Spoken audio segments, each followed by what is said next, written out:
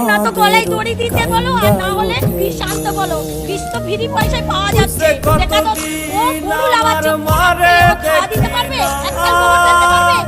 আমার 5 লাখ টাকা লোন, সব মহিলারা এসছে আমার বাড়িতে, এসে বলছে লোন শোধ করো। আমি কি করে করবো? চলো আমার বাড়িতে কি অবস্থা।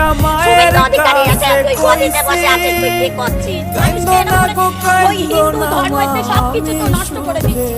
আমাদের ঈদটা করতে দিক, আমরা গরুগুলো বিক্রি করি, কিছুটা দিলে অন্তত মুক্ত হই। মুসলিম তারাও হিন্দু, তারা তো মিশছে একসাথে, আমরা তো একসাথে আছি। তারা কোনোদিন দেননারি করেনি কি কারু আমাদের গলা ধাক্কা দিইনি।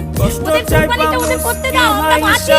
আমার মতন মহিলা, আমি মহিলা সমিতি থেকে 5 লাখ টাকা নিয়েছি, চলো আমার ব্যাংকে সব আমি জমা দিই, সুদ আসল কি অবস্থা হচ্ছে। আমার স্বামী ভ্যান চালায়, আমরা এইভাবে বাঁচি, তাহলে আমাদের বাচ্চা কাচ্চা সব আছে, তাহলে আমরা কি করে খাবো? আমাদের আর ঘুম নেই, রাত্রে ঘুম নেই, চিন্তায় মাথা খারাপ হয়ে যাচ্ছে। আমরা কি করব? কিছুই করার উপায় নেই, কিছুই খুঁজে পাচ্ছি না। আমাদের ঈদটা করতে দিক, আমরা গরুগুলো বিক্রি করি, কিছুটা দিলে অন্তত মুক্ত হই। বিধায়িকা হচ্ছে কি আপনার